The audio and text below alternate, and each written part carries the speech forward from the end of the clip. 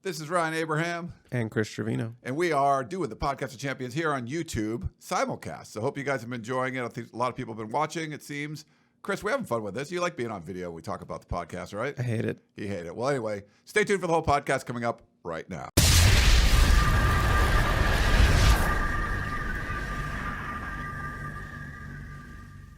Hello, Trojan fans, and welcome to the Peristyle Podcast, part of the USCFootball.com family. We got Chris Trevino here in studio right over there. I am Ryan Abraham. We are the hosts of the Peristyle Podcast. It's a Wednesday.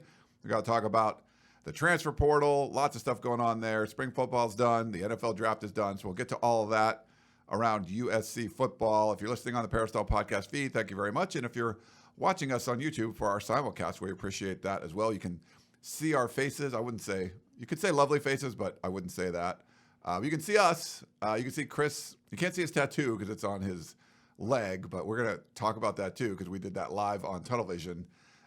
People have been asking, this is not a live broadcast. We're just recording this on video and then getting to all of you. Chris, how are you doing today, sir? I'm doing great. Question, you do the whole hello intro. Do you ever flub that? Oh, yeah. I've done it before. So sometimes, like, if you just ate or drank a soda, like something's in your throat, I don't have the greatest voice anyway. So when you have to do that, you have to kind of keep it going for a while. When Keely would be in studio, if I messed it up, she really wanted me to put it up that way, but I would just stop and go again. But yeah, if we do it together and I mess it up, actually we're on video, so I could just keep it and then we'd be like, oops, move on. So yeah. I don't think I've ever had you flub it when I've been here. No. I got to step up my game when you're around. I appreciate that. You bring a lot to the table, Chris. There's a level of professionalism I have to adhere to when you're doing the podcast, So that's why I haven't messed that one up yet, but it will. Trust me, I will. I probably should drink some tea beforehand, have you got to take care of the pipes. Yeah. You're like an opera singer. Diffusers in here or something. Something like that. That'd be good. So anyway, we got to get to a whole bunch of stuff today, and we appreciate everyone tuning in to the podcast. If you have any questions or comments, you can email us podcast@uscfootball.com. That's the email address. We got some emails to get to today. You can also text us. I think we got at least one text today. And send us a voicemail. We got one of those too. 424-254-9141 is the number. Leave us a text. Please put your name on it because a lot of times people don't put their name. And leave us a voicemail. I'll try to keep it brief. We'd love to play it on the podcast. And if you have the Apple Podcasting app, follow us. Leave us a 5-star rating and review. That does really help to grow the show. I didn't look to see if we have any new ones, but we'll do that next week. Before we get into everything, I want to thank our great sponsor, Trader Joe's. I made a Trader Joe's run yesterday. One of those things where I was out of town for the weekend, so I didn't really have much in the fridge. I got to stock up, Chris. I kind of stocked the freezer a little bit. I got some of that orange chicken you like. So I got that. But I did a lot of the there's like an Indian food section, and it's good. Get the garlic naan. You pop that in the oven for like a minute and a half. It comes out really good. And I had, before I came over here, I had the lamb vindaloo, which is good. So they're frozen. You microwave them for like 5 minutes. And they got some good meals. I think I got the butter chicken too, but today I had the lamb vindaloo. Are you a lamb guy, Chris? Not really. I've had lamb, but it's not something that I frequently see all the time on a menu. Okay. I guess I just need to diversify my menu. My restaurants that I go with that offer lamb, but I haven't. I've had it. It's good, and I would like to try it more when I see it on the menu. Obviously, it's a big part of Indian cuisine. As you're sort of on this Indian kick, I see. They have a bunch of different. It's good, just taste the world. You could try some different things. Yeah, I don't know. I like Indian food, and I don't know what I just bought like 3 or 4 Indian dishes in there. I got the gnocchi in the red sauce. I like that. So that's you said it right. Yeah, gnocchi. Yeah, it's good. And I got these butter cookies too. I'm like, I shouldn't have got them, but I'm getting them and I'm eating them. Sweet tooth Ryan strikes again. All right. Well, thank you to Trader Joe's again. Let's move on. Oh, you know what? I forgot. We had the Trader Joe's. I didn't put the Trader Joe's logo up on the screen. So if you're watching on YouTube, yeah, see Trader Joe's. Why did I forget that? Yes, I did. So there's a lot going on here in the studio. Chris has got like some bar rescue show on. It's my secret. It's one of my secret pleasure shows that I just put on in the mornings when I work. Just something to have on in the background. I know the formula. John Taffer comes in, yells a lot. Yeah. Owner has his ego hurt, yells back. They come to an understanding. More yelling, more training, more yelling, and then forgiveness, and then everyone's happy. Yeah. But it's like, looks great, and then it's like 3 out of the 10 make it in the end. So it's like terrible numbers, but it's tough to run a bar, is what I gather from this show. It's literally dirty. They needed to clean it all up. So like you clean it up once, but are you going to get back and clean it again? There was a book I read. I can't remember. It was a long time ago, but apparently like, if you win the lottery, like there's a good chance you're going to go bankrupt. Like there's a lot of people that win the lottery and then they just, they weren't very good with money before they were given a whole bunch of money. Then they were given a whole bunch of money and they're still not very good with it. They just have a bunch of money and the bunch of money goes away. And the premise was like this guy rigged the lottery, but he rigged it for like these down and out people that he would like, he would find them and say, hey, I'm going to make you win the lottery, but I'm going to take a percentage of it, I'm going to invest it for you, and blah, blah, blah. And the way they like found him out was because like every like third person that like was doing really well from the lottery, like these people from like a trailer park or something, and they kind of put it together. Like what do these people have in common? Normally they would not be doing this well and invested in all these things. So I don't know, but apparently people in the lottery don't, a lot of people fail after winning the lottery. I know we have to get to USC because this is why these people are watching, but I've seen this. I saw this Reddit post like a couple years ago, and it's always stuck with me. Like the first thing you do if you win the lottery is you don't tell anyone. The first thing you do is you call a specific kind of lawyer, and I'm blanking on what kind of lawyer. They deal with like inheritance and stuff like that. Every like major lawyering law firm will have one of these. So you ask for this specific type of lawyer. I'm not doing it justice because I don't remember, but you're supposed to call. The first thing that you do is you don't tell anyone. You call this kind of lawyer, and then you get the process rolling. You pick how much money you want to set aside for friends and family and all that stuff. You get that out of the way, and then you take the lump sum. Yes. You don't take the over 20-year stuff. No, you could win the lottery. You could sign up for the payments, and then you get hit by a bus a week later. You take the lump sum. That's how probably it works. estate planning lawyer. Would that sound sure? right? Yeah, I mean that sounds on the right track, but Yeah. No, you definitely want the lump sum because you can do a better job investing. Basically, you're giving them a loan if you're letting it. Now you don't get as much, but if you can invest it well, then yeah. But yeah, you would be you should be putting a lot of that money away and giving yourself like a trust or something or whatever. But all right, we don't need to talk about lottery stuff. If we win the lottery, I'll still do the show. I don't know if you would, but I still would do it, Chris. You would still do the show? Yeah. I like doing it. Okay. Yeah. I mean, I wouldn't like. I think you'd be more lax with the scheduling. You'd be like, oh, I don't feel like coming in today. I'm going. Right. I'm flying to the Barbados today. There might be some of that stuff going on. Yeah. Okay. So some different stuff we want to get to today. A lot of it has to do with the NCAA Transfer Portal. That May 1st deadline has passed, and there's been more than 48 hours. We're recording this on May the 4th. Are you a May the 4th be with you guy, Chris? Look, if you want to celebrate May the 4th, go right ahead. I'm not doing it, but go ahead. I love Star Wars and stuff, but it's funny when you just say May the 4th and it's just like, oh yeah, it does sound kind of like May the 4th be with you. But anyway, May the 4th. So there's some news about a late transfer in a couple, one transfer, a prominent player going into the transfer portal later than we thought, and a USC player entering the portal, that we didn't really anticipate. So we'll get to all of that.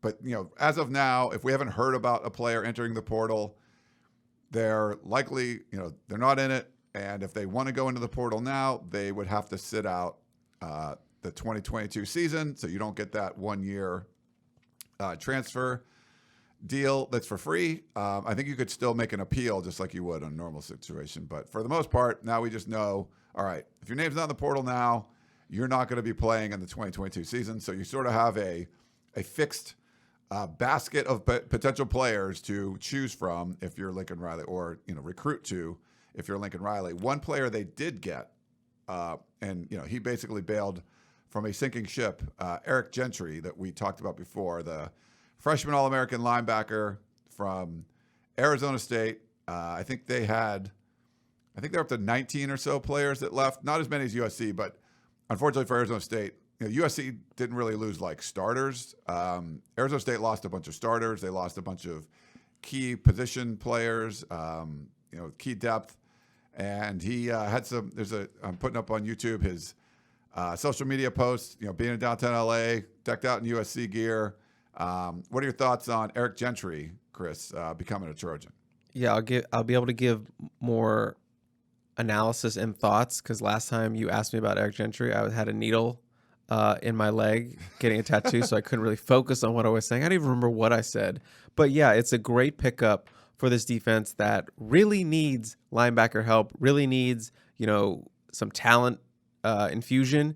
And Gentry brings all that. He's a guy who can push to be a starter at that weak side linebacker spot. That's sort of where he filled in at Arizona State. They had some injuries that forced him into duty. I believe he played in all 12 games, 3 starts, ended up getting a couple of freshman All-American nods. He's 6'6", he's 200 pounds soaking wet. He's a long, lean kind of guy, but you put some weight on him, you can get him up to 40 pounds, 30 pounds. He's going to be a guy. He already is a guy, but you got to get him to that next step, which is putting on some more weight, to handle more of the rigors of being like a full-time starter, in a season. But, it's a really good pickup.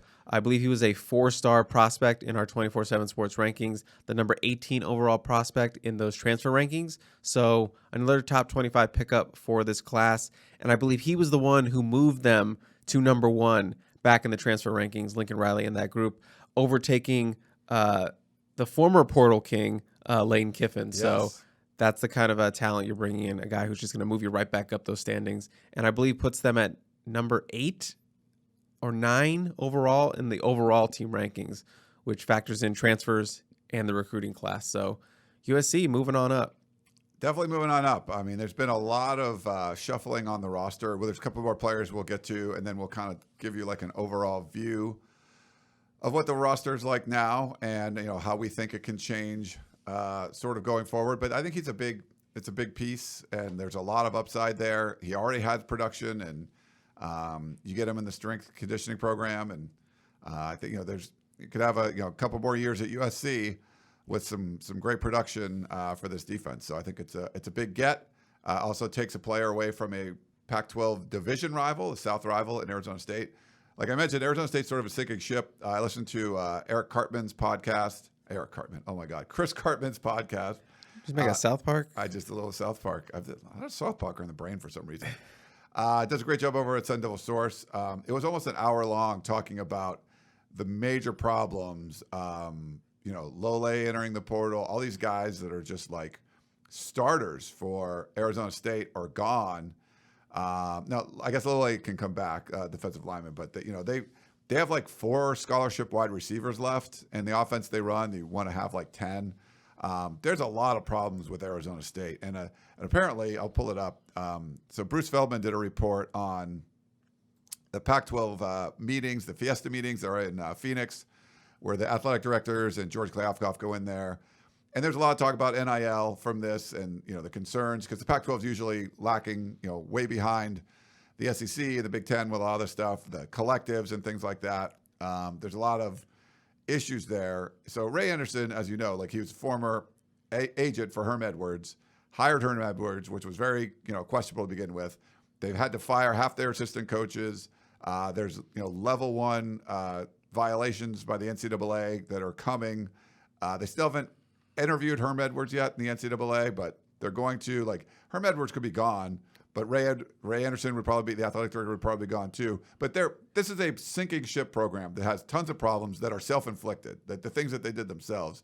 And apparently, according to Bruce's report, Ray Anderson took the floor to passionately discuss rule breakers, which multiple sources said were dripping with irony, as his football program has amidst a full-blown recruiting scandal involving Herm Edwards and his staff that have cost numerous Sun Devil coaches their jobs. The quote was, "Ray going on a soapbox like that was really something to see," one source told The Athletic. "It was so bizarre," said another coach. I was thinking, oh my God, is he really going there? ASU is, like I said, sinking ship. It is, on fire. There's no way they're going to be turning this around until Herm and Ray and maybe even, President Crow is gone. But USC could take advantage of that. And getting a guy like Eric Gentry is huge. I think that's a big piece. Lole is an amazing defensive lineman. USC could always use some help there, so I'm sure the Trojans would be on that. But that's just one. There's a lot of things that are going in, I guess, advantageous for Lincoln Riley in his first year, and not having Arizona State really be any good is one of them, Chris. I saw that report or that segment you were talking about, and it's just very comical. It's almost like a Curb Your Enthusiasm skit or something like that. Do you almost feel bad for Arizona State at this point? Because it just seems like every day it's just like more and more. Like they're down to like 2 walk-on defensive linemen that could be their starters. It's bad. That's like it's like a carcass at this point in terms of their roster, and it's like how you have a lame duck coach. Obviously, Herm is obviously on the hot seat. Like at some point, you just got to feel bad. I think you feel bad for the kids. You saw sort of that sort of toxic environment that's going on over there with the video. Remember from a couple months ago with Jaden Daniels in his locker room, just going through his locker room. So just a sad situation. But I know a lot of USC fans don't really care about that, and they just want to dance on the grave of Arizona State football. I do feel bad, and but you kind of, they were sort of getting on their soapbox, not just with the Ray Anderson stuff, but about we're going to do it a different way. We have a different style of this. It's going to be more of a CEO role, and all these things that sort of were just like thumbing their nose at everybody that we're going to run things differently. We're not going to embrace NIL. There was all these kind of decisions made that they were trying to like express how they're a smarter way to do things than what everyone else is doing. And it's just crashed and burned. When you're talking about how you're the smartest person in the room, you're usually not the smartest person. Exactly. And that's what it was. And this is a program that has just tons of potential, and they just never seem to be able to realize it. And, you feel bad. Like a guy like Chris Hawkins gets caught up in that. I don't know how much he did or what, but, Herm Edwards, Chris Cartman was reporting that Herm Edwards, met with prospects during the pandemic when you weren't supposed to have any contact at a rented house in the area, that the head coach was doing this stuff. So if you're the lower level assistant that's just kind of taking the bullet, you feel bad for a Chris Hawkins, a Chris Claiborne who was over there. There's good players, there's good coaches, and you feel like everyone kind of got caught up in all this, and it's just a mess. And then the powers that be, and we've seen this at USC, where you're just reluctant to make changes that you need to make. David Woods is kind of funny about this. He's like, hey, Ray Anderson, the best time to fire Herm Edwards was months ago. The second best time is right now. It's like you basically you're just holding on for I don't know why. And but it's kind of crazy. So yeah, we don't need to talk more about Arizona State, but it's a division rival it's a wounded animal right now, and that's one of those things where Arizona's on the way up, but they only won 1 game last year. How they gonna? They're gonna turn around, but they're not gonna turn around that much. Arizona State was bowl eligible last year. They're gonna fall off a cliff. So that's just something to help a USC program that's trying to climb back up from their 4-8 season. And while we have talked, when we just mentioned you kind of feel bad, it's also like you have to take advantage of what's happening there in terms of they have talented players that are leaving. And obviously you've mentioned Lole, a Long Beach Poly native, but he would absolutely be a home run for this defensive front that is in search and in need of an impact defensive lineman, especially in the interior, to kind of help fill out that depth and sort of compete for a potential starting job. And if Lole, as I've reported throughout this week, I feel really good about USC's chances with Lole. He wants to come home. He's from the area, went to Long Beach Poly. Younger brother is at Poly right now. So I feel really good about, USC's chances in getting Lole. And he would be a guy I think you would slot right away into that starting lineup. Put him right there in the middle. No offense to Stanley Tauafu. He started last year. He held on to that starting job, it seemed like all of spring camp. But Lole is a top 10 national defensive lineman. I think going into last season, before he had the tricep surgery, I think he was regarded as top 5 among Pro Football Focus in terms of his ability. So that's an impact starter guy. Put him in there with Thule and Nick Figueroa and call it a day. But they're also, involved with Omar Norman Lott. He was a guy USC pursued out of NorCal in his class, the 2020 class. He's a redshirt freshman.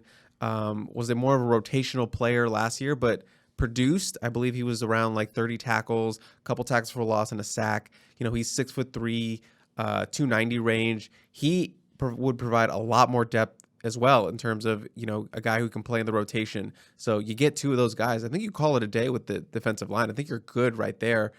So both of those guys are being pursued by USC. So USC could have upwards of 3 Sun Devils on their roster next year. Yeah. At least 2 could be starters and 1 could be a rotational guy. So that's a big defensive overhaul right now, thanks to the Sun Devils falling off a cliff. Yeah, and getting a cornerback from Colorado, like they're to be able stealing the best players from other Pac-12 programs. A guy like so much production, Travis Dye. This is a big deal. Like changing you're not just rebuilding your roster, but you're actually making your competition weaker. So that's why I think the Arizona State thing, being that they're in such turmoil right now, can you pounce on it? And it looks like Lincoln Riley's done that, at least with Eric Gentry. But if you add, 3 defensive pieces from that, and that's where USC is going to need the most help, hurting a division rival and adding to yourself. That's why I think this is a big deal. So sorry, we talked a lot about ASU. I talk about all those programs because I do the Pac-12 podcast, the Podcast of Champions.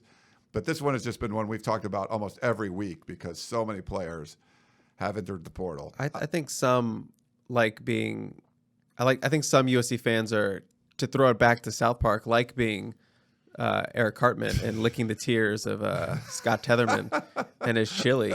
I think a lot of people look at that reference. If you don't understand the reference, I'm sorry, I can't help you. But I think some people would like hearing about the troubles of in Tempe. Yeah, that's a disturbing episode. There's a lot of an iconic episode. I make a lot of South Park references for whatever reason because they get very topical. Okay, so another transfer portal bomb that dropped this week, thanks to Pete Thamel over at ESPN, a friend of mine, but he's been pretty good about breaking a lot of news. And Jordan Addison, so there were 6 wide receivers selected in the NFL draft over the weekend, Chris, in the first round. Big receiver push in the NFL because, so those guys, if you're a first round pick as a wide receiver, holy cow, big deal, right? Drake London, number 8 overall pick, first offensive skill position to go. Great stuff there. Well, there's a guy that's still in college that won the Biletnikoff, which is the best receiver. So apparently he's better than all those guys that went in the first round. And he was with Pitt. He loses his offensive coordinator, loses his coach, loses his quarterback, who was a first-round pick. And now he's in the transfer portal. And it's been a whirlwind of craziness, accusations from Pat Narduzzi, the Pitt. Phone calls. Yeah, calling Lincoln Riley up, not happy with what's going on. The rumors are, and I'll put a picture of him up. He's a stud. 144 targets, I believe, 100 catches, like 1,600 yards. Big deal. Really good wide receiver. And USC's name's come up.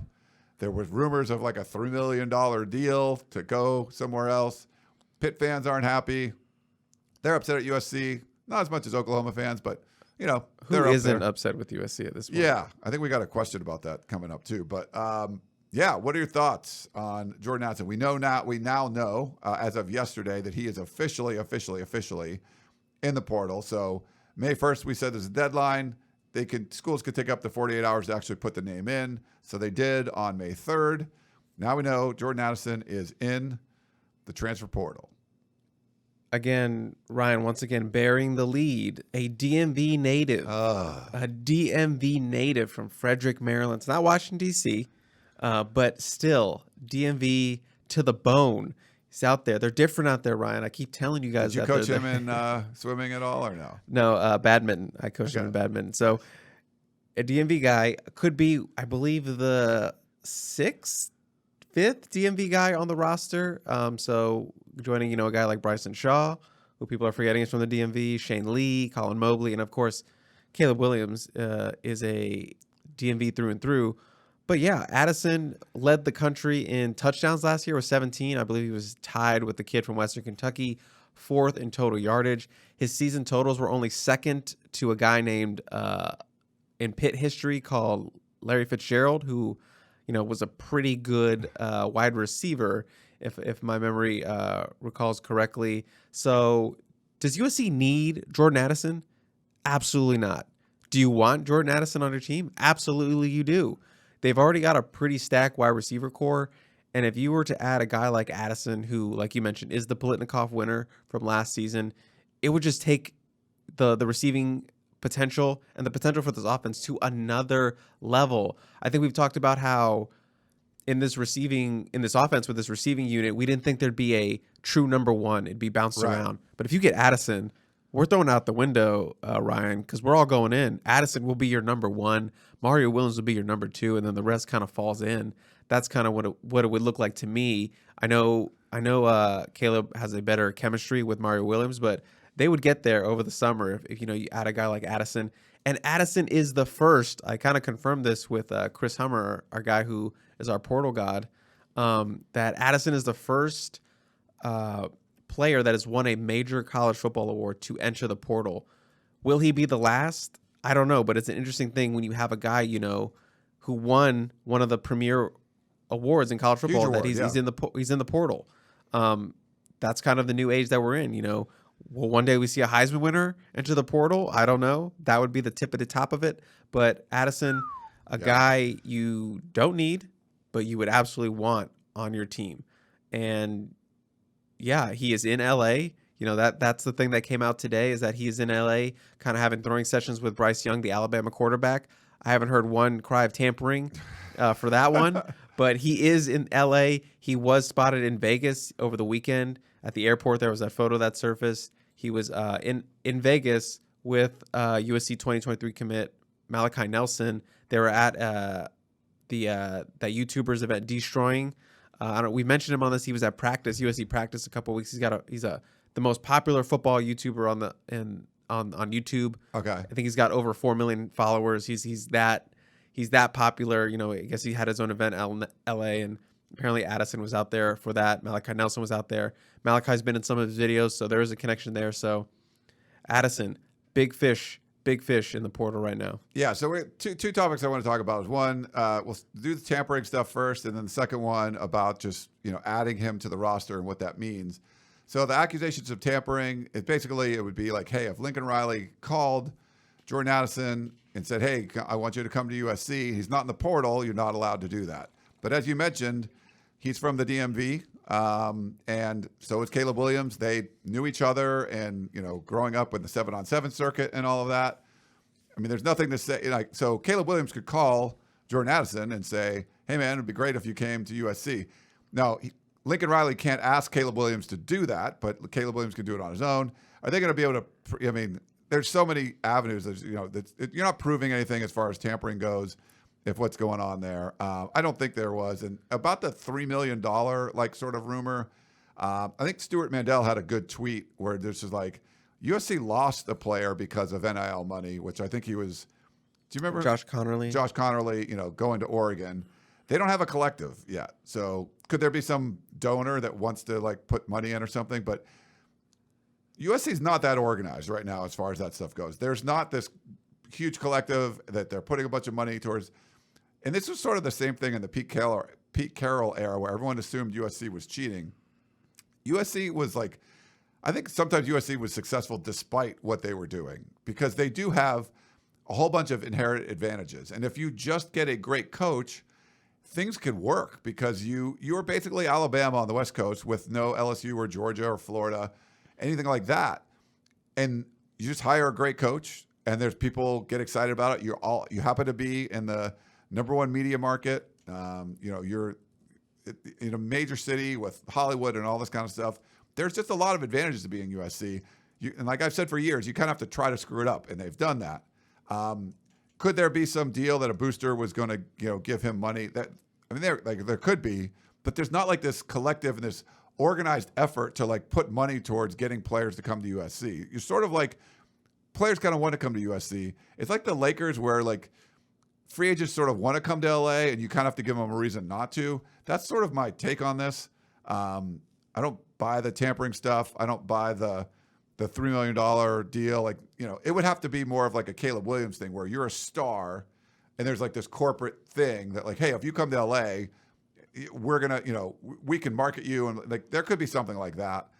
And I always said this from the beginning with NIL, Chris, the USC advantage is going to be for their superstars because they can have this huge stage where if you're in Lincoln, Nebraska, the backup guard could probably get a car dealership deal because you're in the Nebraska football team, we're going to help you out.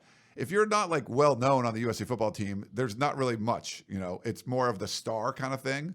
And if he could be the star receiver, then I think there could be some kind of deal there. But that's my little rant. What are your thoughts on all the tampering things? Well, as far as the sort of $3 million figure and all that thrown around, I believe Mandel kind of wrote about that was tied back to a former Arizona State coach that was fired.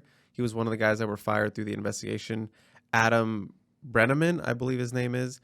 Apparently that's where it started on Twitter, and kind of, as you know, things on Twitter, they just spread like wildfire around there on that site. So that was something, the narrative that people kind of took and ran with it. There was, cries for the FBI to get involved. Ryan, I can't wait till the FBI seizes this episode to use for their case against USC. But there was a lot of things going on Twitter, a lot of rumors, a lot of things, false narratives. I wouldn't believe any of that, and in terms of like the tampering stuff, you can't really prove that unless the coach is dumb enough to call a player directly when they're not in the portal. This is college football. There's so many ways things happen on the back channels through third parties and stuff. You can go through a player's coach, you can go through a player's lawyer. These are NIL days, so people have lawyers now, so you can put feelers out that way. You don't need to go directly. That would be a direct violation of the tampering rule. And like you said, players contact each other. I believe it was, if you recall, with Brew McCoy, he was at USC, decided to transfer to Texas. We heard when he came back, Amon-Ra St. Brown, JT Daniels, they made references to how they were texting Brew McCoy. That's not illegal. That's just them texting their boy, their friend, being like, hey, come back. It's like if we were at two different parties, Ryan, across the town, and I'm like, Ryan, come to my party. My party's much better than with the party you're at right now. You can't get in trouble for that. I'm just texting my friend like, hey, come through. Come be the life of this party. So that's sort of what it feels like. It's just players going to players, which is nothing illegal about that. Like you said, you can't tell a player like, hey, Caleb, Texas guy, tell him to come through. You can't do that. Right. But there's also like no way to prove that, Right. There's so much a conversation in an office somewhere. Yeah. Like, what are you going to do? But, and I'm not saying that's what happened. I'm just saying you can't prove that with any program, Does it happen? I'm sure it happens, but you can't prove it. There's too much, what is it, plausible deniability or whatever? There's too much of that. And it's impossible to for the NCAA to kind of regulate kind of those, like, how can you track that? You can't. And there's a direct link, obviously, between the quarterback and the wide receiver from the area they grew up in. They've known each other for years, right? So that's like, okay, if you're the NCAA, even if there was like, okay, well, they know each other. The quarterback calls the receiver and says, you'll come out here. Like, you want to, what's the most, okay, if you're USC and you wanted to get Jordan Addison, all right, and you're Lincoln Riley, like, your best shot, like, the best chance of getting him is just doing it organically, where like Caleb Williams called, like, it's way better for that to happen than like if Lincoln Riley called or something. Like, he doesn't know Lincoln Riley, he knows Caleb Williams. Like, that would be your best chance, is to do it like the legal way, where just these two are friends. Hey, bud, you want to come out and come to the school I'm at? We're all new here. So yeah. And who's to say it's not the opposite that happened? Like you said, Addison lost his quarterback or his wide receiver coach, his offensive coordinator, and his QB. What if it was like he was texting Caleb one day or texting some of his friends? He was like, man, think about transferring or something like that. And, who's to say a player doesn't go to his coach like, hey, Jordan Addison, Biletnikoff winner, thinking about transferring, maybe it started that way. Maybe it's not the other way around. Yeah. And if, like, I guess the equivalent, or if you want an analogy as far as sports stuff goes, like no, I want a food analogy. This is not a food one. Say you're Damian Lillard, for Portland, looking at where you want to go. If the Lakers didn't have like a ton of interest, like that's the guy, but you're still telling your agent like, hey, can we make something happen with the Lakers? Utah might be a better destination. Like they're a better team right now. Utah would have to court a guy like Lillard to try to get there. Like, here's what we're doing. We put all these pieces in place and stuff. Where the Lakers could like just have their thumb up their butt, and Lillard would want to come to the Lakers because it's the Lakers, And he's friends with LeBron, and LeBron kind of started this trend where it's like you recruit your friends. Come play with me, Yeah. And so is that fair that a free agent, a great free agent, would rather like default by, hey, I'm going to go to. My first thought is I want to go to the Lakers, If someone convinced me to go somewhere else because it's better for my career or whatever, fine. And I think if you're Jordan Addison, like if you just woke up one morning and go, I'm getting out of here. Like I said, lost my quarterback, lost my wide receiver coach, lost my offensive coordinator. Like, what would you say? Like, are you going to go, I want to go to Ohio State? Okay, they have crap loads of wide receivers there. No, you can go anywhere, right? Ohio State would be a good, destination. You want to go to Alabama? They've had tons of success. How about somewhere with a little bit better weather than Pittsburgh and Ohio State, Ryan? And you want to go like literally, what would you think of if you're Jordan Addison? Like Lincoln Riley and USC, even though they haven't won a game yet, that's a place where there's like a lot of momentum. They were just on ESPN. So without Caleb Williams saying a word, without Lincoln Riley saying a word, where the hell do you think you'd want to go? Like, that's a great place. You'd want to go to USC. So is that fair? Like, I don't know. Like, yeah, it's like you have, there's advantages to, you got to use whatever you have to your advantage. Being in a major media market, all that stuff, that's something I think USC can use to their advantage. And it did here. The other part was, okay, you mentioned, does USC need them? No. Will they want them? Hell yes. And I feel like the chemistry from spring football was positive. You have a whole bunch of players that are still there. And, for the most part, they chose to be there, right? We've only seen one. We'll talk about that. One player leave post-spring football. There were a couple like during or just before. So they've chosen, they know what the culture is, and they've chosen to stay. You've got these new players that came in that chose to get away from whatever environment they were in and come to be with Lincoln Riley. All these coaches that chose to be there. Dante Williams who chose to stay. And I felt like everyone was starting kind of on ground zero. It wasn't like the old guard is established and the new guard's coming in and there's fighting. It was basically like you blew it all up. If you decide to stay, here's how things are going to be done now. You don't have some advantage just because you've been here. Like you might be at a disadvantage because you've been here, but it didn't feel like that. It felt like everybody was sort of on the same page. And you're like, here's what we got. We're still going to add. We're going to add more dudes and bring them in.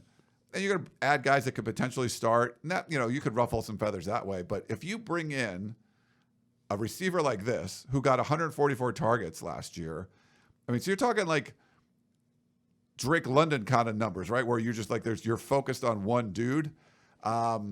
How do you think that's going to impact this receiver room that's 10 deep right now? And, Lincoln Riley talked about playing 8 to 10 guys a game. So you probably needed some more help from the portal, but not anticipating an alpha, not anticipating the best receiver in the country that's going to, it's going to be really hard for him to get, if you're Addison, it's going to be hard to get as many catches as you had last year in this offense, even though the offense would be more productive, could be more successful. But thoughts on that, like for Addison, maybe not getting as many catches as he had before, and the rest of the receiving room, hey, we felt pretty good about the 10 guys we have, and now you added this guy. Like, what does that mean? I think it's a bunch of different, factors and sort of repercussions to this. One being, if I'm Addison, I'm already being hailed as a first-round pick for next season. I don't really need to do another season with 100 catches. He had a really nice freshman season, true freshman year. He has 166 catches in his career right now. He doesn't need to have a monster year like that. A monster year is nice, but if he has just a good year, over 1,000 yards, 80 catches, whatever, put up a bunch of touchdowns again, he's going to go first round. He has the tape. Everyone knows what he's going to do, but he has a chance to come in and kind of work with a new team, a new program, and work towards a championship. I don't think if you're adding Addison, it's a guy that's about me, and wants all those numbers, I don't think that's the aim of the game for him. I think it's more about, going somewhere new, being part of a team, playing for a Pac-12 championship, maybe something more. We don't know. But I think it's not about getting the stats. It's about just being a part of this offense, being a weapon in this offense, being, have another good season. But on the other side, like you said, there is a lot of good receivers in that room. We're expecting not to have a true number one. Addison would be a true number one. But in the culture that Lincoln Riley wants to build, in this offense he wants to build, it's about competition. It's about bringing the best out of anyone and everyone. So you're adding a guy like that. It's a message that says, hey, you need to step up. I wouldn't say Addison's guaranteeing a starting job, but that's, what it would look like if you have a Biletnikoff guy on your roster. But everyone has to step up, from Mario Williams to Brendan Rice, to Terrell Bynum, to Kyle Ford, Gary Bryant. If you want to play, step up. Be the guy to compete for that time, to compete to be in that rotation. There's one more guy, so there's one more mouth to feed, a big mouth to feed. So you're going to have guys take their game to a next level. You have the competition in that room. You're bringing the best guys in. It's only going to bring the best out. Weed the guys out that don't need to be here. It is a tough position because, as you said, the May 1st transfer period is over. So if a guy wants to transfer, he's not going to play next season. So at that point, I feel like even if you're maybe the 11th guy in that rotation, I think you're still sticking around because injuries happen. There's going to be blowouts with this offense. You're still going to get time to play. Maybe you're not playing in the first and second quarter, but maybe you're playing at the end of the third, whole fourth quarter. I still think there's value in sort of sticking around, even if maybe you're not in that top end of that rotation, or that eighth guy on the wide receiver depth chart. Yeah, I mean, and if you look at the wide receivers, there's not like a glaring okay, I could see that guy transferring if this happens.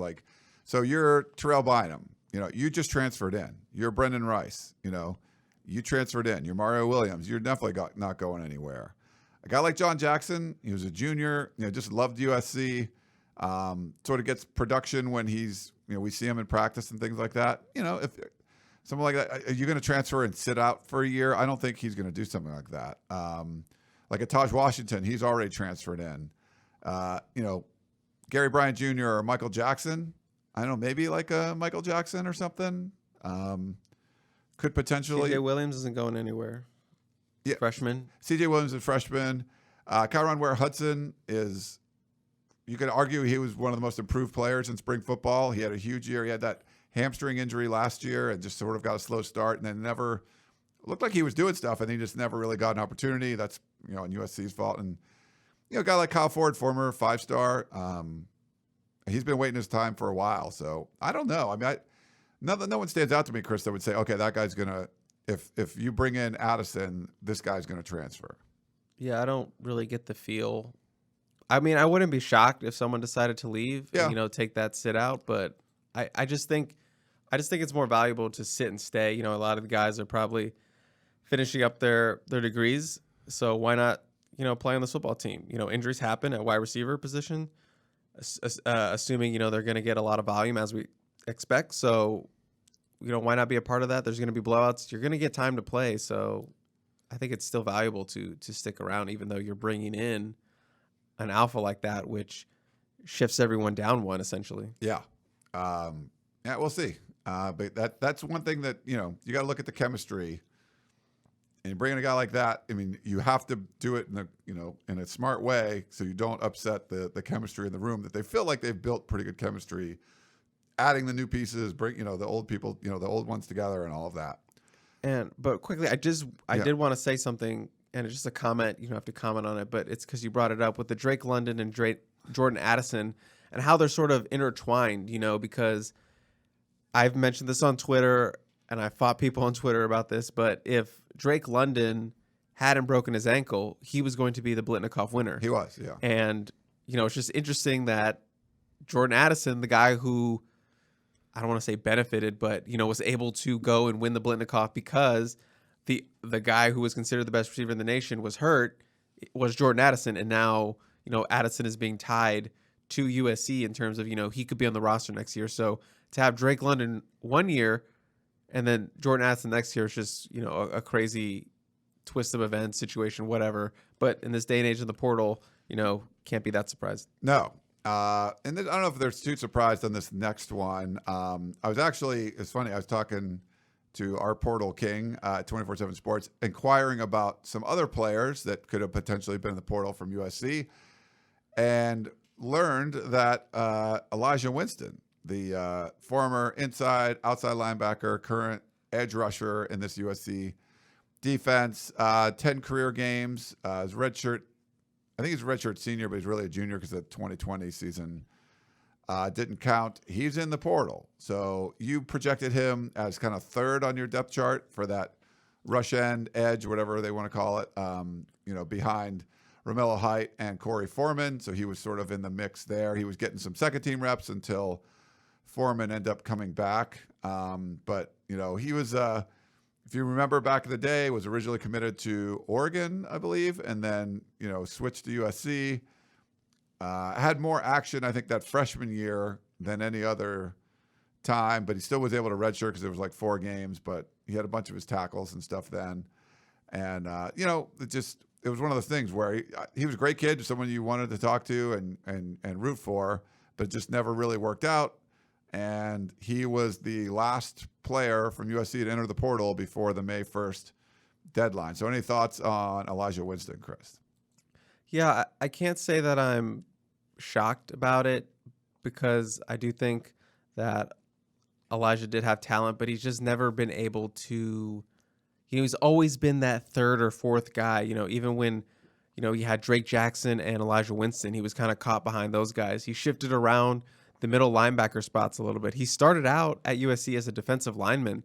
If you recall, he was on the D line, and then after that freshman year in the summer, he really lost a lot of weight and became like a true linebacker, which was great to see. He's also battled some injuries. He had that broken ankle he suffered in the offseason, had some other injuries throughout the year. I believe he had a broken finger or something like that. So just hasn't had luck with injuries, and just been stuck behind guys on the depth chart, and just was never able to truly show his talent, if you will. So I think it is disappointing, because I've covered Eli'jah for a while. I'm friends with him. He's a really, really good kid, smart kid. One of the best quotes you'll ever get. You could just talk to him for hours. So I was always disappointed he never played more, because he would have been a fan favorite media interview. He was just that good. And if you're listening to this, Eli'jah, you need to start that podcast. I joke with him all the time that he needs to make a podcast. So I wish him luck. I think if he gets a chance to maybe a group of 5 school, maybe another Power 5, I think he could really have impact. I know he put a lot of work in the offseason, so I am a little bit sad to see him go, because I think he's a good leader in that terms. But if he does need it, I want to see him play somewhere. I want to see him get that opportunity to maybe start, maybe be a true backup, because he wasn't really a true backup going into this season. Because you have Romello Height and then Corey Foreman. Those are the guys that are going to dictate that top of the rotation. He was kind of that third guy, coming off the bench. He probably wouldn't play it until like the fourth quarter or whatever, or if there was injuries. But yeah, I mean, it's a little bit of a blow to the depth, because now you just have Romello and Corey. I'm assuming they're going to keep Gentry as sort of a inside linebacker, outside linebacker kind of role. So okay.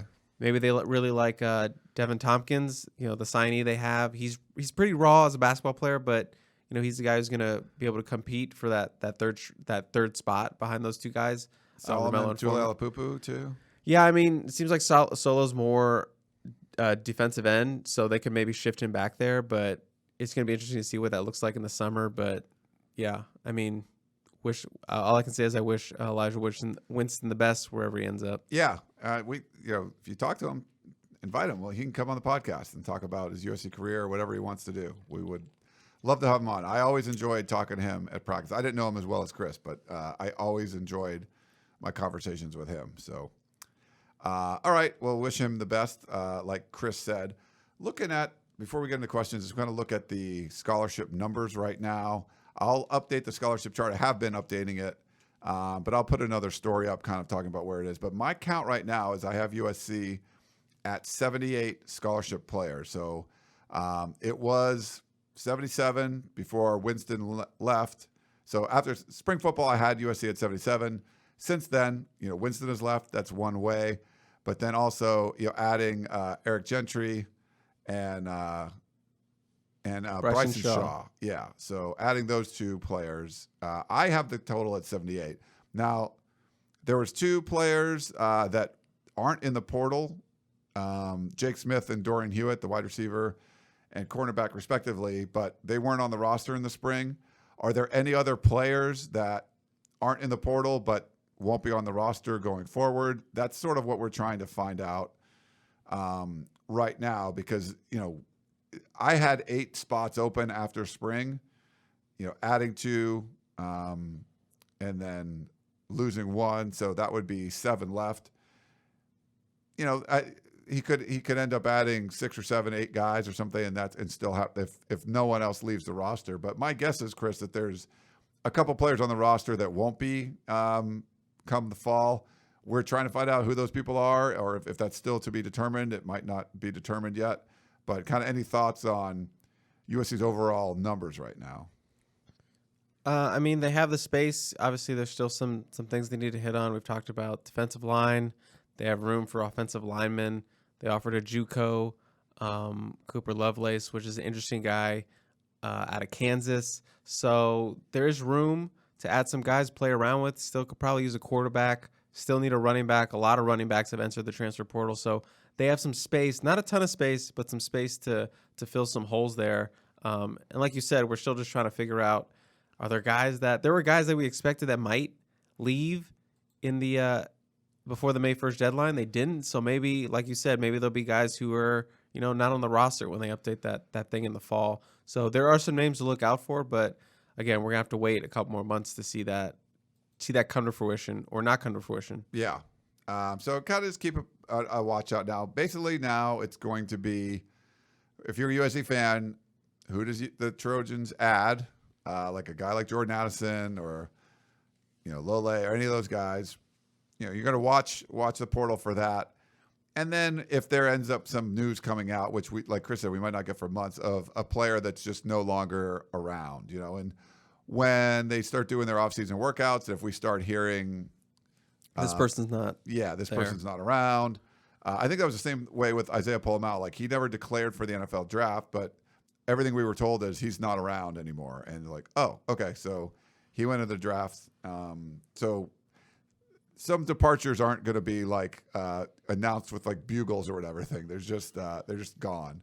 So we'll see if there's anybody kind of gone from the roster. And I think we talked about this before, but Stuart Mandel had reported that there's some kind of, I don't want to say loophole, but some rule where if a new head coach comes in, players can be removed from the roster but kept on scholarship. So essentially you could say, all right, you're not going to work out and play. We recommend you transfer somewhere.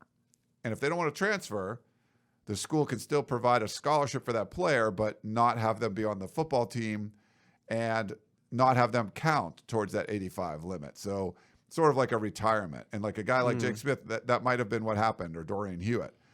That's my thought of the fact that they were gone and they're not in the portal. Now, maybe they just didn't want to play football anymore. Like, you could do something like that too. But if they did, because of this rule, the new coach comes in, you could stay. I'm going to stay on scholarship, go to get my degree at USC, and then transfer somewhere else when I'm done with my degree. USC has a ton of sophomores on the roster. So we could potentially see, Chris, somebody that says like, all right, I'm not going to transfer right now. What I'm going to do is stay on scholarship, not be on the team for a year, get my degree, and then I'll go transfer somewhere else and play.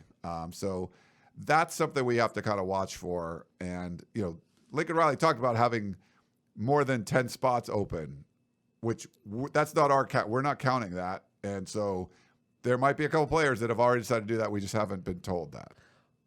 Just on your little outline plan about like taking a year off or whatever and then going to the portal, I think that's what Micah Kroom did, the former Dartmouth safety. I believe he didn't play for a year of football and then got his degree and then entered the portal and then ended up at USC. I think that's sort of the the route he took. I don't know what like Ivy League scholarships look like, so maybe he might not have even been on scholarship, but I think that's what he did. He took a year off and then he entered the portal. Yeah, his is a weird story because it's like his 7th year, I think. So there's a lot of We should get him on the podcast. We should talk. Hey, so how did you get there 7 years? Okay. All right, that's it. I think we're going to take a quick break and answer some questions. Back in a minute.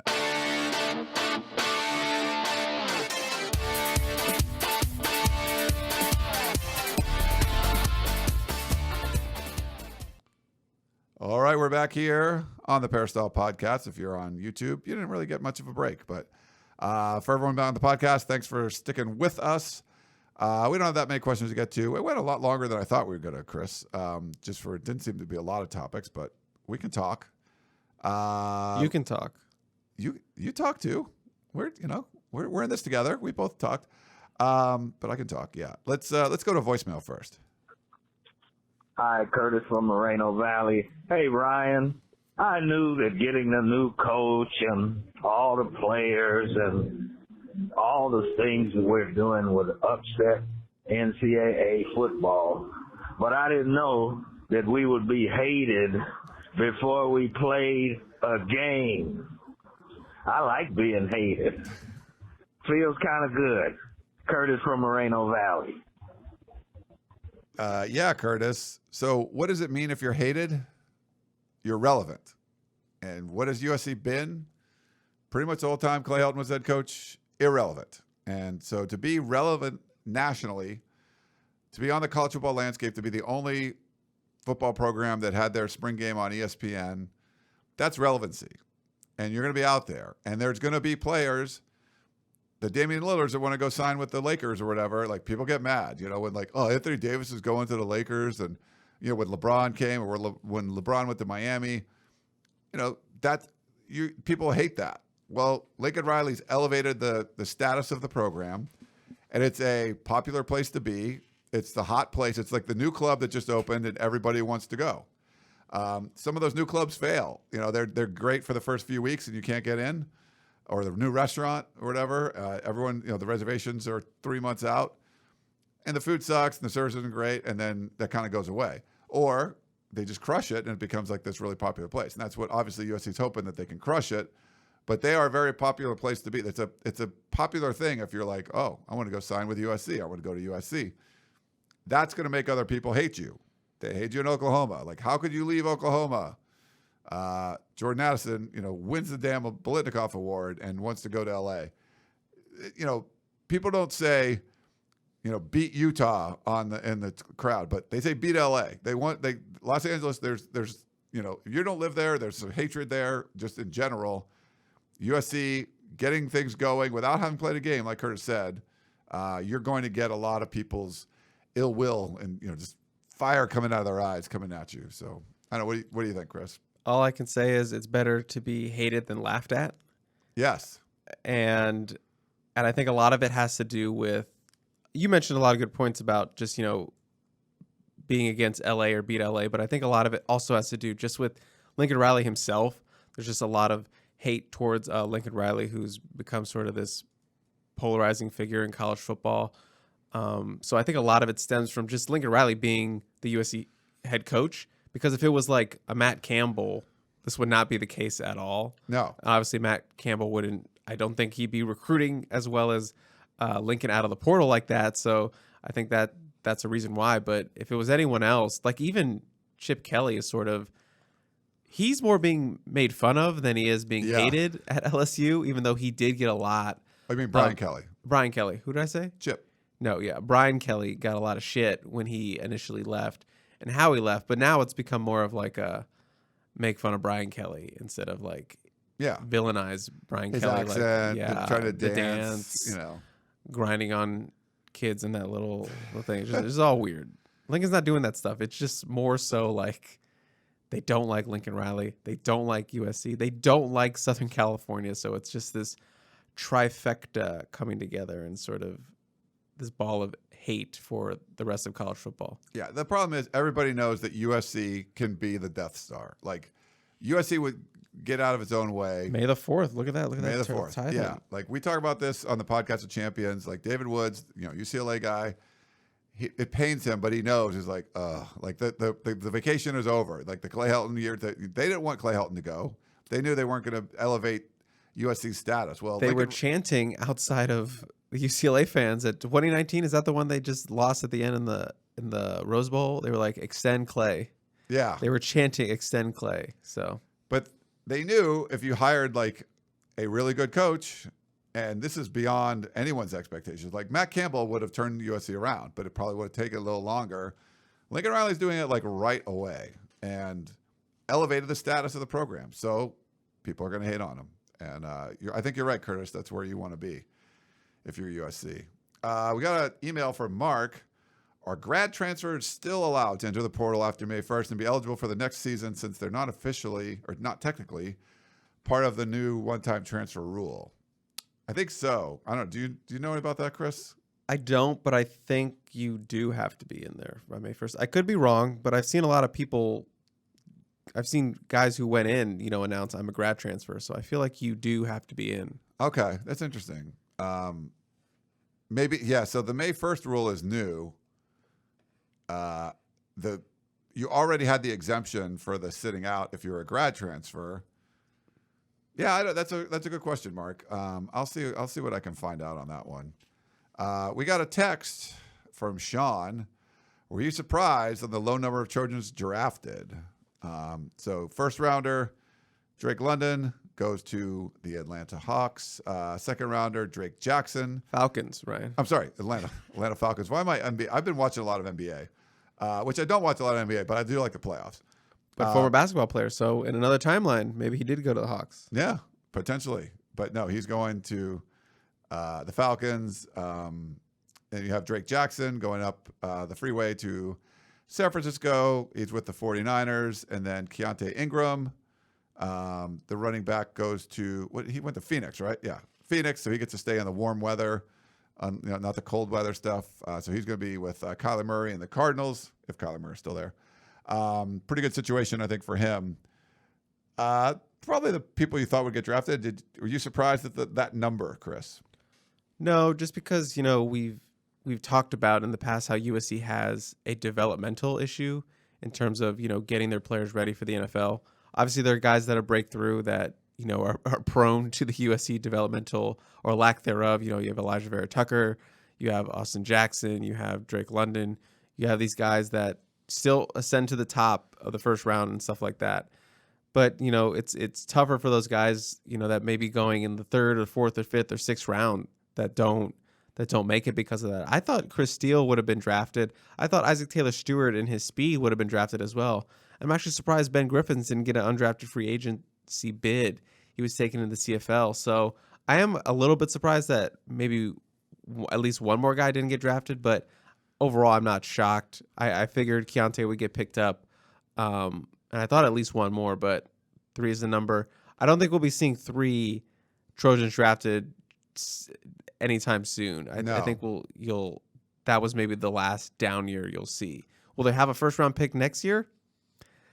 Addison, if he comes, I think the streak could continue, but I think you're going to see a lot more Trojans drafted in the coming years. Yeah, I agree with you. Greg Johnson had like a long social media post about not really getting a chance. You feel bad for guys like that. I guess he wasn't signed as a free agent either. So, the former USC DB, he had some good production as a Trojan. So I don't know. I haven't seen, since he posted that, Chris, I haven't seen where he ended up. Have you heard anything about him? Griffiths? No, Greg Johnson.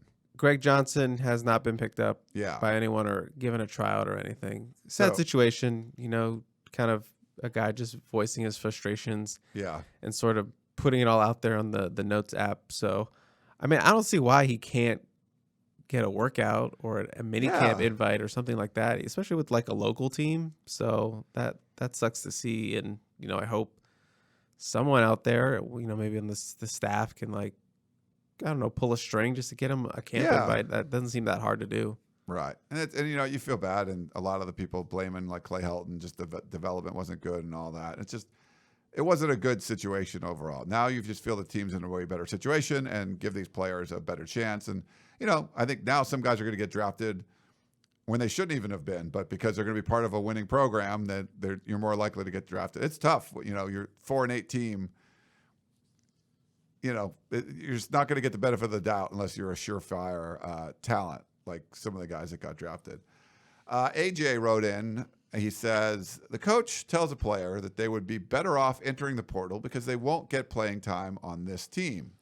But the player knows he probably will not get picked up, and he wants an SC diploma or at least a free college education. What are his options? Those players who enter the portal and are not picked up now have to find a new school to attend and pay for. True? Or go JC if they're a freshman or sophomore. It sounds like they're better off to refuse to leave. Thanks for excellent work, AJ. We kind of talked about this where, at least for this year, if they don't want to leave, they can stay, not count, which is what USC is trying to get off. They're trying to get a player off the books. And for the player, it's a win because they get to stay and get their degree. So I think that's the best option right now. But any thoughts there about what AJ had to say, Chris? I mean, you kind of touched on it. You can stick around to get your degree, kind of have a different kind of scholarship and not count towards the books. Will that rule continue to apply? I'm not sure, but I kind of like that rule. It forces kids not to be in a sort of a tough situation and kind of be in the portal with the fear of not getting picked up for football and letting them kind of, get that degree at their initial school of choice. Yeah. And I don't think they're technically, you're signing, at least the Pac-12, they're supposed to be 4-year scholarships. So I don't think the coach can say you're gone, but they can make it clear, like, hey, you're not going to be playing. Do you want to be here and like just go through the motions, or do you, get out of here and try your luck somewhere else? I think there's a lot of those conversations that were had. And, sometimes, a lot of times players don't want to stay where they're really not wanted. But if you technically just wanted to stay and get your degree, I think this is the only year, Chris, because it's a new coach, that you can do that and stay on scholarship. I think going forward, you'd have to still be on the team, and you'd be on a team that they made clear don't want you. So that's not the best situation to be in. But I don't think they can technically just kick you out. That's the way it is. We had an email from M. Okay, guys and gals. Is Shotgun the only person who is not looking at the Trojans through rose-colored glasses? I think the consensus is that our offensive line is mediocre at best, maybe lower third of the Pac-12 in 21. I don't agree with that. I don't agree with that. Where no team has an elite offensive line. We watched that mediocre O-line have limited success against the front seven group that was at the bottom of college football in 2021. Except for Shotgun, the group, including Coach Hyde, was impressed, huh? Take off the rose-colored glasses, as Shotgun says, tap the brakes a bit. I say a lot from M. What do you think, Chris? I think it's a very incorrect statement to call the offensive line mediocre at best. Yeah. I would say above average at least. I can't really what's the word I'm looking for? It's like I want to argue with this person, but I don't want to argue with this person because I feel like it's not a correct take. If that's your opinion, you think the line is mediocre at best, that's fine. I think you're going to be surprised by the offensive line. The offensive line was greatly improved from what it was in 2020 under Clay McGuire, and I think it's going to take another significant step under Henson in 2022. You have 3 returning starters. You have a guy who I've thought should be, compete more for a starting job in Justin Dedich. You have to hope that, Monheim and Cortland Ford take that jump but they've started before. They have starts under their belts. And then you have a guy like Bobby Haskins. If he's healthy, I think could be a really good Pac-12 left tackle. So there's pieces, there's talent, there's experience. You have everything you want to have a good offensive line. And Lincoln Riley seems to be very high on this offensive line. And he knows a lot better. He knows a lot more than what I know about football. So I'm going to have to kind of gauge with him. And if he's feeling very good about it, then I feel it would make me feel a little bit better about arguing with the take like the line is mediocre at best. Yeah, Voorhees, this is his 6th year, right? And Brett Nealon's got a ton of experience. Dedich was a spring captain. I think that people were talking about him being like the most impressive lineman that they've seen out there this spring. I think Henson said something like that. I think the problem is when USC was down like that you're just like, oh, this sucks, this sucks, this sucks. And you didn't really look at the offensive line. Like, look at the third down numbers, the third and shorts, the fourth and short numbers in 2020. And I think even 2019, like, they were bad. USC was bad at it. They didn't really practice. They bring in Clay McGuire, who actually has experience running more of the spread kind of stuff that, the air raid kind of stuff that Graham Harrell was running. And he did a good job. I mean, you could say the secondary, you thought were going to be good, and they were pretty terrible.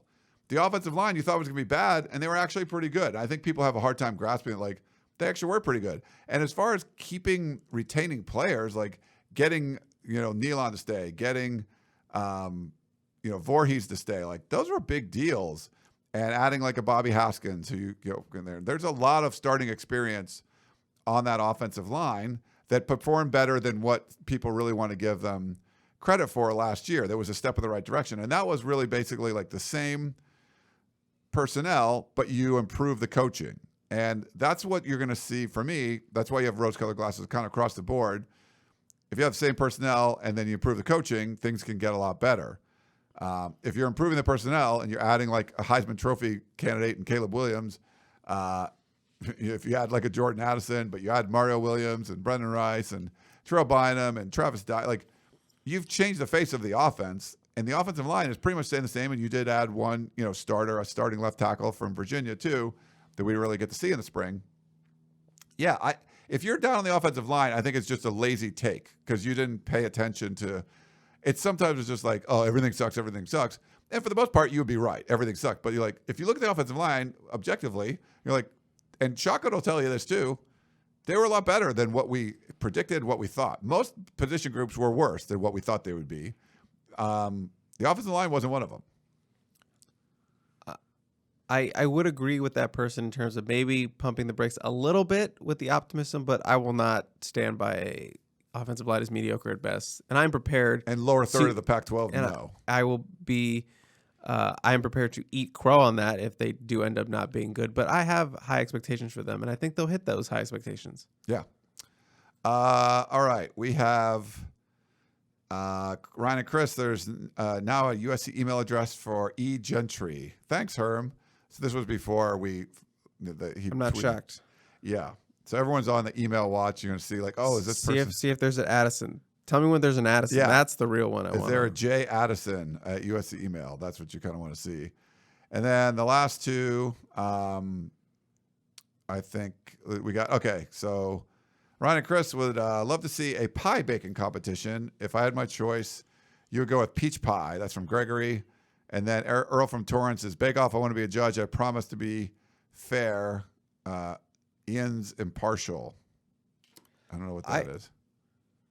I'm not sure what that means, but that's Earl. I think they meant fair and impartial.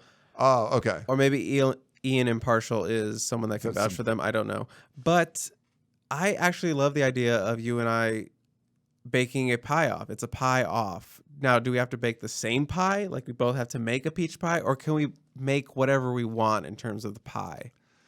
I think we should probably make the same thing. Like, because if you make peach and I make like banana cream or something, sure. and like, one of the judges doesn't like cream pie or doesn't like, I feel like making the same would probably be better, but or we could have different categories. Could do like, here's the standard thing, you got to make this. And then, we could do like 3 things or something. Like then you make your favorite pie and then some kind of, then do like a banana bread aspect. And you have to like make all 3. And then, I don't know. Okay. I have a random pie generator. I'm not lying. I have a random pie generator. I'm going to generate a pie that we will make. Okay. Do you want to do 3 and then the 4th one is the one? Or do you want to just do this one? Let's just do this one. Just one. What the heck is a show fly pie? Okay, we're not doing. I don't even know what that is. Okay, let's do another one. Marshmallow pie. Is that a thing? Like, what do you make a pie out of marshmallow? Pizza pie? No, I'm not. We're ending up with the fourth one, so this is gonna be it. That was 3. This is gonna be it. Okay. All right, never mind. A seaweed pie? What is a seaweed pie? What kind of pie generator is this? All right. We've had one. We'll do it next week. Yeah, we've had one request for peach, which I'm cool. I've never made a peach pie, but we could. I'm looking up seaweed pie just because I'm. What if it's marshmallow pie? Like you've never heard of a marshmallow pie? It's like marshmallow fluff, and then it's like the top. I think it's like chocolate mousse, and then you marshmallow the top, and then you like bake it so it's like crispy on the top, like a roasted marshmallow. Okay, but he talked him into it. Now he's like, I mean, I love that, but like that seems more like a chocolate pie than the marshmallow. The marshmallow would be like the topping, not like the main. If your chocolate's like the filling, that's you got to talk about the filling, not like the topping on it. But I don't know, whatever. Yeah, but we still got to do the Bake Off. I think that would be a lot of fun. Anything else, Chris, before we go? I don't really have anything. I think a seaweed pie might be made of Irish moss. I don't know what that means. If that's like international pie, you're gonna get like mincemeat and all kinds of stuff. Like we want to bake. We don't like make a pie. It looks like a cheesecake. Like a shepherd's pie is not like what we're looking for right now. So that's not really baking. So that's the only thing I have value to. Yours is like a European pie generator. Okay, wait. It's it's dry Irish moss, milk, sugar, and vanilla. What's Irish moss? I don't know. Don't make me go through another rabbit hole. I don't want to do that. Okay. Well, that's going to wrap things up here on the Peristyle Podcast. Yeah, we're on Portal Watch, watching out for those emojis, those fight on emojis, to see what's going on with those. But yeah, stick with USCFootball.com. Tons of stuff going up. We'll be doing more updates on recruiting and the transfer portal and scholarships and all of that. So signing off from my buddy over there, Chris Trevino. I am Ryan Abraham. Hope you guys enjoyed the show, and we will talk to you next time.